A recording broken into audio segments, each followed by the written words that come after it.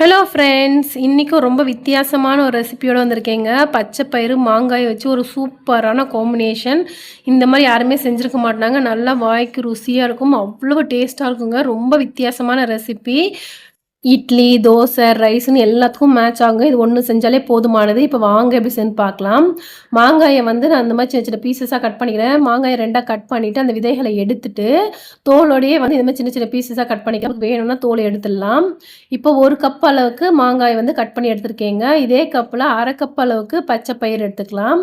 ஒரு மிக்சிங் பவுலில் 1/2 கப் அளவுக்கு பச்சை பயிரை சேர்த்துட்டு ஒரு 2-3 வாட்டி நல்லா கழுவிக்கோங்க. இல்லை கல் மண் தூசியெல்லாம் இருக்கும், அதனால தான்.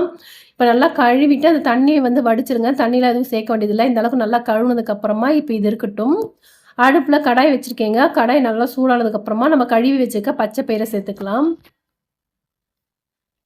பச்சைப்பயிறு சேர்த்துட்டு நல்லா வாசனை வர அளவுக்கு வறுத்துக்கோங்க. அந்த ஈரம்லாம் போயிட்டு பச்சைப்பயிறு வந்து நல்லா கலர் சேஞ்ச் ஆகி நல்லா வாசனை வரும்.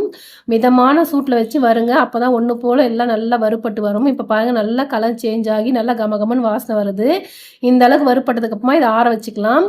இப்போ அதே கடாயில் 1 ஸ்பூன் அளவுக்கு எண்ணெய் சேர்த்துக்கோங்க. எண்ணெய் சேர்த்துட்டு எண்ணெய் நல்லா சூடானதுக்கப்புறமா காரத்துக்கு ஒரு 3 காஞ்ச மிளகாய் சேர்த்துக்கோங்க. காஞ்ச மிளகாயை ஃபஸ்ட்டு கொஞ்சம் லைட்டாக வறுத்துக்கலாம். இப்போ காஞ்ச மிளகாய் இந்த அளவுக்கு வறுப்பட்டதுக்கப்புறமா ஒரு 10 சின்ன வெங்காயத்தை சேர்த்துக்கோங்க.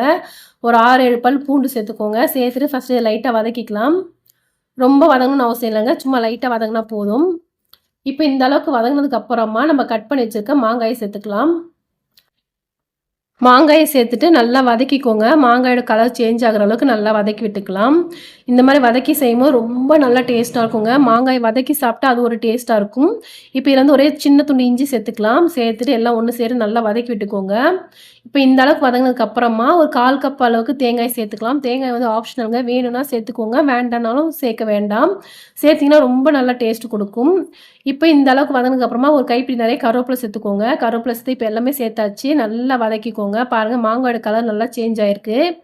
இந்த அளவுக்கு நல்லா வதக்கினதுக்கப்புறமா இதையும் ஆற வச்சுக்கலாம். இப்போ ஒரு மிக்சி ஜார் எடுத்துக்கலாம். முதல்ல நம்ம வறுத்து ஆற வச்ச பச்சை பயிரை சேர்த்துக்கலாம். நல்லா ஆறிடுச்சு. ஃபஸ்ட்டு பச்சை பயிரை சேர்த்துட்டு நம்ம இதை அரைச்சிக்கலாம். எல்லாம் ஒன்றா சேர்த்து அரைச்சா அரைப்படாது. அதனால் பச்சை பயிரை மட்டும் நான் ஃபஸ்ட்டு அரைச்சிட்டு வந்துடுறேன்.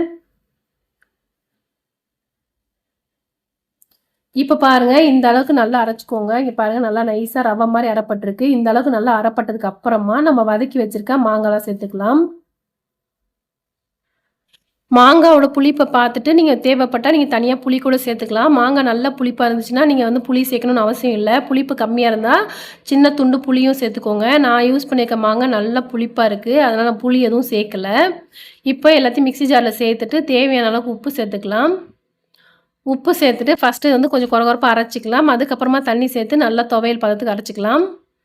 இப்போ பாருங்கள், நல்லா துவையல் பதத்துக்கு அரைச்சாச்சு. ரொம்ப ரொம்ப டேஸ்ட்டாக இருக்குங்க. சூடான சாதத்தில் போட்டு நெய் போட்டு சாப்பிட்றதுக்கும் சரி, இட்லி, தோசை, சப்பாத்தின்னு எல்லாத்துக்கு கூடவும் ரொம்ப டேஸ்ட்டாக இருக்கும். ரொம்ப வித்தியாசமான டேஸ்ட்டாக இருக்கும். கண்டிப்பாக ஒரு வாட்டி ட்ரை பண்ணி பாருங்கள். ரொம்ப ஹெல்த்தியான ரெசிபியும் கூட. தேங்க்ஸ் ஃபார் வாட்சிங்.